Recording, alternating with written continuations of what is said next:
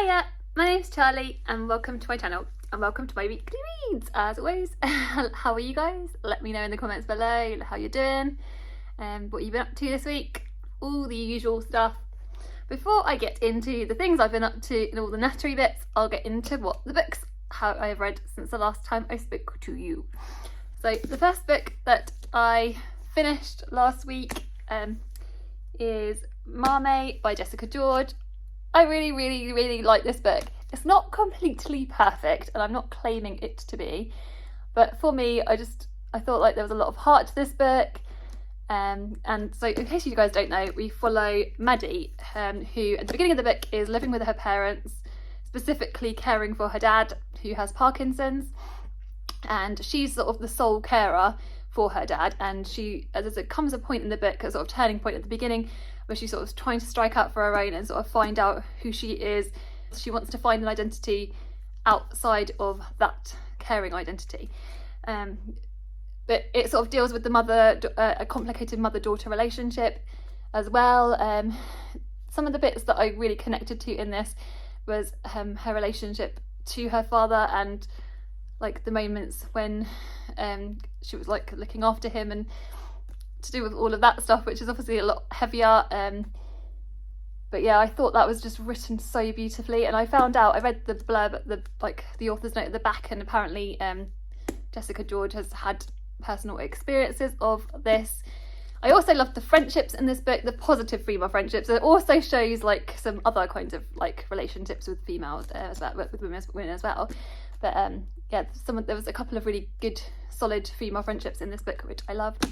So yeah, not completely perfect. The thing that kind of started to grate on me by the end of the book, even though I love a list, you guys will know, and I love all like intertech like books with like other like forms of media in it.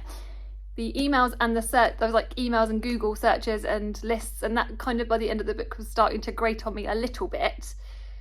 But overall, my love for this book is still strong, and so yeah.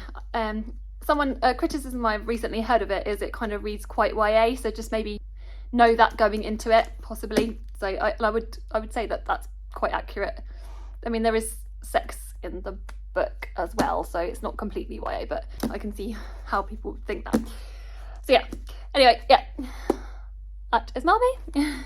And then I finished Jamie by LD Lapinski, and this is a gorgeous little middle grade because I wanted something kind of light-hearted after Maame a little bit destroying me a little bit. It did make me, mainly because like partly because the author's note anyway, like I said, but I wanted something kind of uplifting and kind of like, yeah, to pick me up a bit. And this is about Jamie, who is a non-binary child. I think that they are 11, and in primary school they quite early, I don't know how early it was, but about halfway through primary school they come out as non-binary, and obviously that's an experience for them, and it's obviously comes with its own, has come with its own issues, which the book doesn't really delve too far into, but other than the fact that they've come over that, and it's sort of like everyone at the school is being seemingly quite accepting, and so that they've got like their own little friendship group. It's really positive, really good.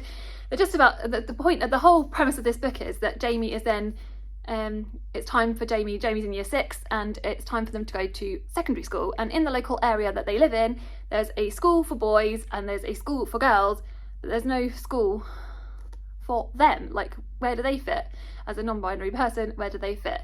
And the schools, they meet with the schools, and sort of like there's all this conversation around, or you can come to the school, but there's no, it's like they have to, if they come, they have to compromise who they are. Anyway, so it's the struggles with that, and it's their sort of like fighting to try and make a change, and it's just some really gorgeous friendships again within this book, which I just loved.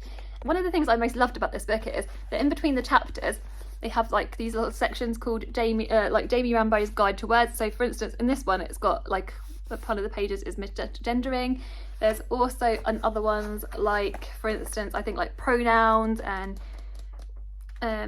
just like loads of really like good things, like for instance explaining like what cis is and transgender is. And so even though this is a middle grade, I think many grown-ups would benefit from this as well, because there's loads of people that I've spoken to that a lot of these terms within this book, they wouldn't necessarily wholeheartedly know everything completely. It's broken down obviously very basically and very understandably, obviously, but I just really loved it. Yeah, I love this book. It was fun, it's short, it's kind of, yeah, a read in a day kind of book, and I think it's an important read, and I think more people should pick it up, especially because it's cool to have a book for non-binary kids out there. Like, I mean, especially I think that's just cool. So that's that. Then I read, because I was kind of then wanting a quick read, this is what I was craving, I thought I'd head to The Democracy of Species by Robin Wall Kimmerer. So for those of you that don't know, Robin Wall Kimmerer is most famous for writing Braiding Sweetgrass, which was a non-fiction that was published a couple of years ago, I think. And Robin is a Indigenous author. A lot of her books deal with topics around the natural world, and talking about like specifically addressing like reciprocity, so about our relationships with the natural world. So what we take from the natural world and what we give back should always be in balance. It talks about our relationship to the earth. So this is a really good book. It's very snippety. It's like, I think it's got like 3 like essays, I think. So the first one is learning the grammar of animacy. The second one is the honourable harvest, which was my favourite of the essays, and also people of corn, people of light, which is kind of based on like this myth. Yeah, it was like an indigenous indigenous storytelling. So yeah, this was really good, but I think, being honest, having read Braiding Sweetgrass, I would just probably recommend you that instead. But yeah, it's snippety, is good if you can get it really cheaply and fancy reading it. It's worthwhile. Then I just last night finished listening to River Sing Me Home by Eleanor Shearer. This is a book about a mother, so it's set in the 1800s in the Caribbean, and in this book we follow Rachel, who is on the search for she's 5 children, who are Mary Grace, Micah, Thomas Augustus, Cherry Jane and Mercy. And obviously it's set in the time of, like I said, in the early 1800s, in the time of the slavery in that time. And so I think she's like at the beginning of the book, when we meet her, she's free from the plantation, obviously, that she was been in previously. But yeah, she's searching for these. So it's a story of this search, and she the river, like obviously River Sing Me Home, it does play a part in it, and she uses the river to transport around the Caribbean, and also the ending ties a strong link with the title, obviously. But yeah, that's not really a spoiler at all, but it's just really, that is just gorgeous. I love things like that. That's why I think another reason why I like Wandering Souls as well. When you can really see where it all plays in. Yeah, it's just it isn't, again, this book took me a little bit of a time to get into. When I first started, I was listening to it, like I said, on audiobook, and when I first started it, I was thinking, I don't think this is for me, and I was feeling a little bit disappointed initially when I started listening to it. I think I was messaging Charlie, my lovely friend Charles Heathcote, and I was just like, yeah, I just couldn't get into it. But then I think, again, when I dedicated more time to it, yeah, it just started to really hook into me. So yeah, I think it's one I'd recommend. And also it sort of taught me a lot about, there was the Barbados Rebellion, which I hadn't ever heard about. So it was a time when slavery had been abolished. The British had said that they were gonna no longer have slaves. So in theory, over in the Caribbean, that should also have been the case, but it hadn't, and they had obviously heard about that they should be free and that they weren't being freed. So that's what led to this rebellion. So yeah, that was interesting to sort of learn about and to hear more about within these pages of this book. The characterization of Rachel, I just thought was really, really well done. By the end of the book, I just really, really loved her. There's another character called Nobody, who I also love, and one of her children, which I don't want to spoil it all too much, but one of the children, one of her daughters, I just thought was really wonderful as well. So yeah, I think it's a worthwhile read, and yeah, one I would actually recommend. Like I said, it's quite, I felt like it was slow to get into, a slow start. So bear that in mind if you do pick it up. All right, that is that. Then we'll go to what I'm kind of currently reading, and then what I'm picking up and things I picked up from the library. So current reads, I don't know whether you guys would have seen, if you watched the Plod along over on Alice's on Tuesday, I picked up the definitive guide to the Perimenopause and the Menopause. This is by Dr. Louise Newson, and so this is obviously does what it says on the tin. So this is a subject I just feel like we all need to be more educated on. So many like people are affected by this, both in terms of if you yourself have a uterus, and also in terms of if you're living with someone that has a uterus and could potentially go through perimenopause and menopause. So yeah, I feel like it's really useful on all those levels. So if you're a partner of somebody, or like if you could potentially be facing it, and also this stuff happens, a lot of the stuff with the perimenopause, it happens earlier than you might even imagine. Like 10 years before your menopause can happen, up to 10 years before your menopause can happen, you can be presenting symptoms of the perimenopause and you wouldn't even know. Like a lot of people are there, a lot of people that are struggling with symptoms, it gets put down a lot down to mental health, and they kind of get misdiagnosed and put on like tablets for depression, when actually it could be that their hormone levels aren't right. So yeah, it's highly interesting to read about, so like important, and I've only read like 70 pages, I think. Was there 70 pages? Yeah, like 72 pages I've read, but I've sped through it. It's this is very digestible. This is just really well written. I'm really enjoying it. So yeah, I will talk about this more when I finished it. And potentially, if you want me to, I might do a video on books that I've read about surrounding the perimenopause and the menopause, because I feel like that's something I might want to do. So if you're interested in that, let me know. Right, in terms of then, I'm going to show you books that I've kind of like cleared for myself, and then books I'm going to head to next. So I started reading Brigades, Lives for Liberty by Jordi Martí Rueda.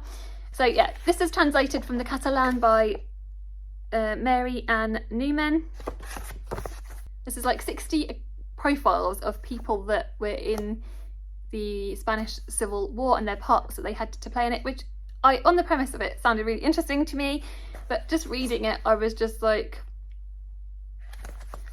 I just found it really dry, and I feel really bad saying that, and this is probably a me thing rather than the book thing, but I just couldn't get into it. So I feel like this needs a better home, so I'm going to pass this on to somebody else, and I'm unhauling it from my shelves. So the next book I'm unhauling is one that I saw Amelia Barlow Books talking about, and she said it was like, I'll link Amelia's channel down below. Amelia is amazing. I'm sure lots of you are already watching her. And she basically said was doing her wrap up for the month, or for a recent wrap up, and she said she had tried Bluebird Bleed by Attica Locke, and she said it was the worst book she's read that month. And so, it wasn't just that she said that, it was how she was describing it. I was like, yeah, this is something I'm not really interested in. So I think, again, this was one I got from the charity shop, so I'm going to give this book a new home. So yeah, I might try the first chapter, because this was going to be one I was going to buddy read with Berna. Sorry, Berna already knows we've got something else which I'll talk about in a second. But yeah, I just don't want to read rubbish books. This is just my thing this year, which I think is fair. Then I have got, so in terms of reading plans ahead of me, and things I will, and also things I picked up from the library, which kind of links in. So it was this morning before I was due to leave to go out for my day, and I started picking up and reading a little bit of Don't Let Me Be Lonely by Claudia Rankin. I've also read another book by this author, Flash on Screen, and I really enjoyed it. And it's basically, this is like broken into little like segments. It's really snippety, and it's a really super fast, I know it will be a super fast read.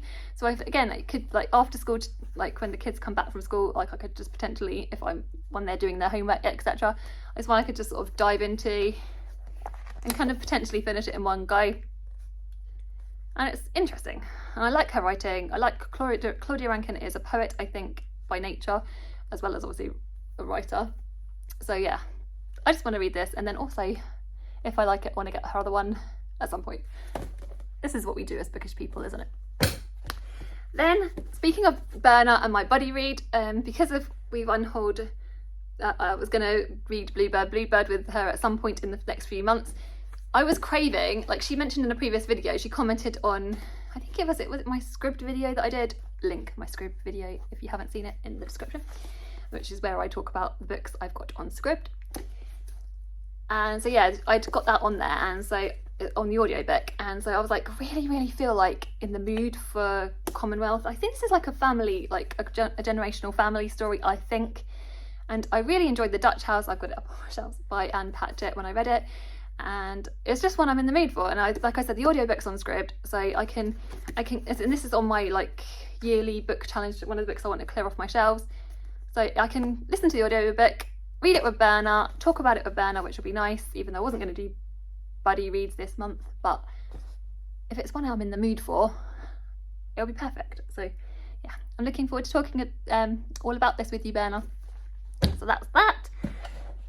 I really was gonna, one of the next books I was planning on picking up after I finished the Perimenopause book, even though, because it's non-fiction, I could start a fiction anyway. I would be happy for myself to do that. I was thinking of picking up Against the Loveless World and picking it for a Misery May pick, because I mean, you can't really get much more Misery May than Against the Loveless World by the title of it.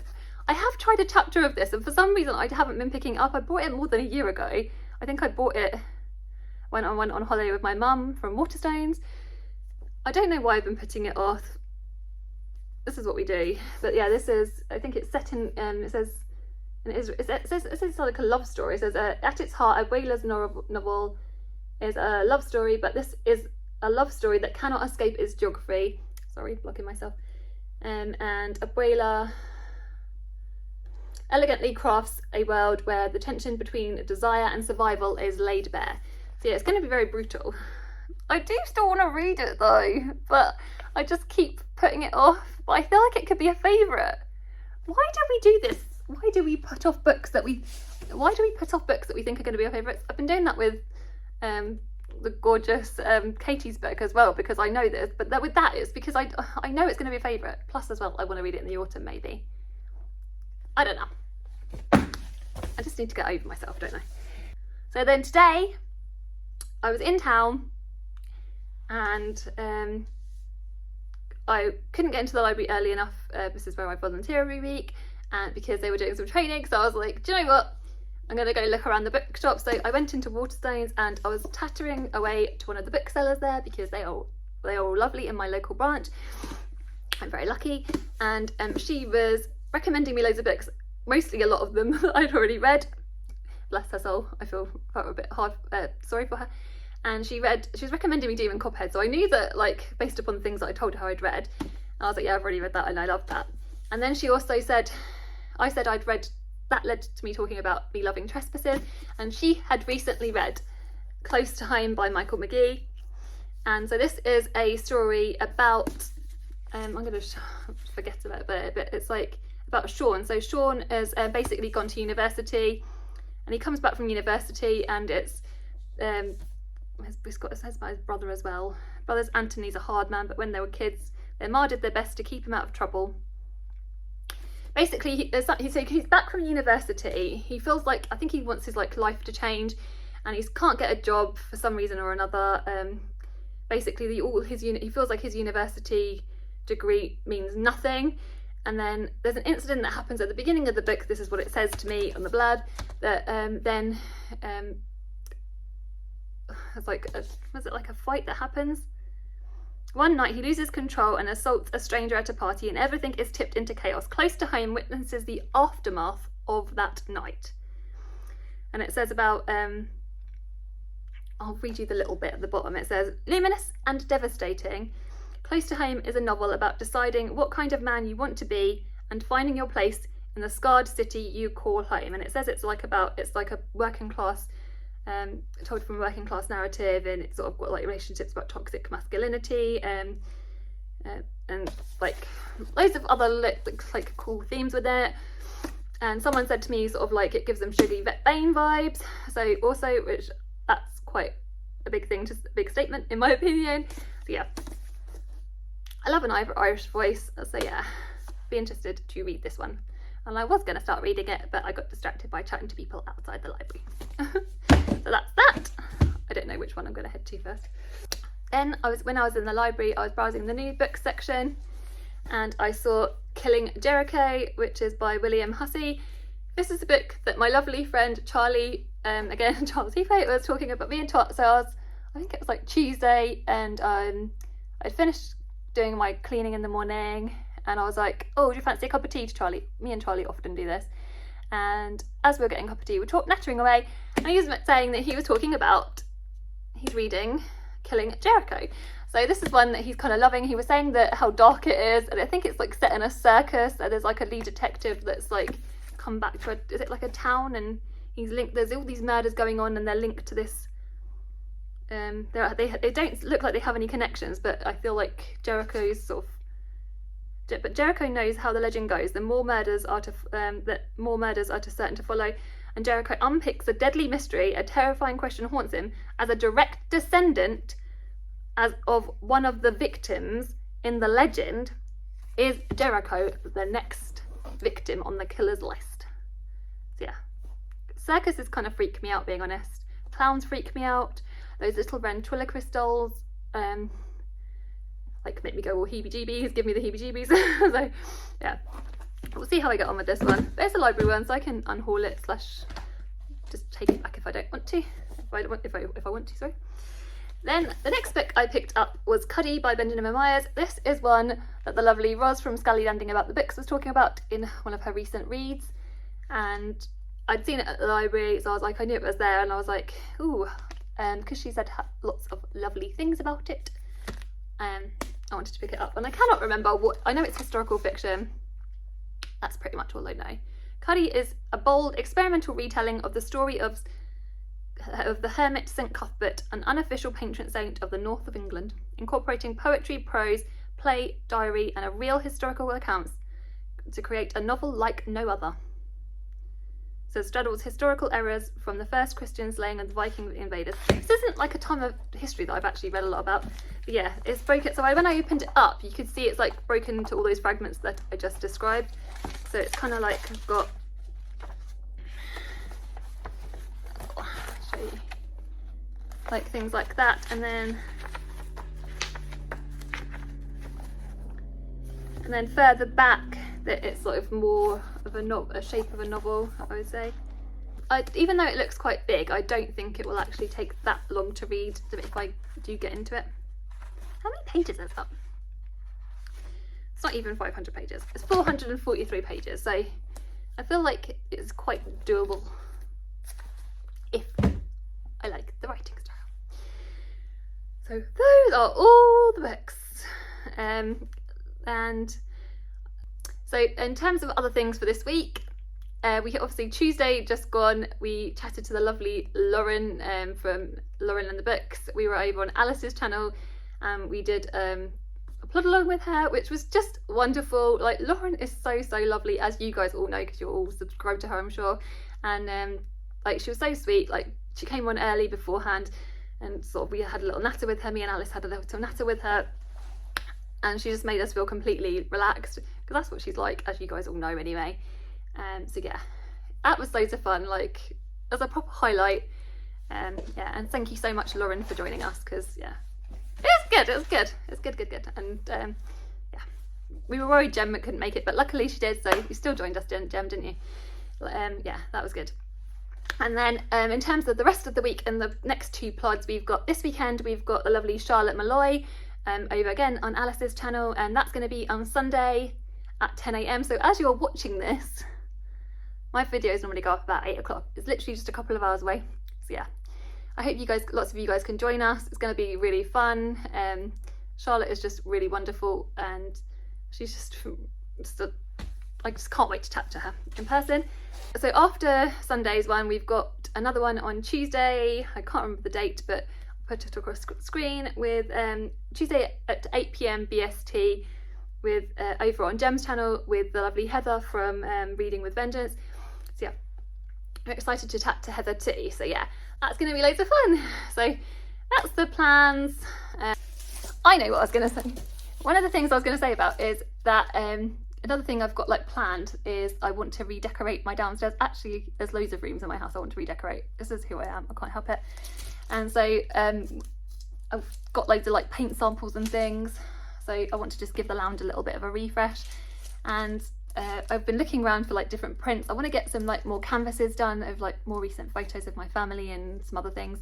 And I found that last week when I was out at Wakehurst Place, I picked up this print, which I just love because it's got bees on it. Who knew there were so many different kinds of bees? Well, I'm sure we did know them, so there's even more varieties than that, but I just loved it. So that's going to be, I'm going to try and find a frame for that. So yeah, that'll probably be my weekend, possibly in decorating, apart from the plod along, obviously. So yeah, and also revising with my eldest, helping my eldest revise because they've got their exams next week. Oh, I'm so old, it makes me feel so old. Yeah, let me know what you guys are up to, let me know how you are, yeah, take care and send you guys lots of love.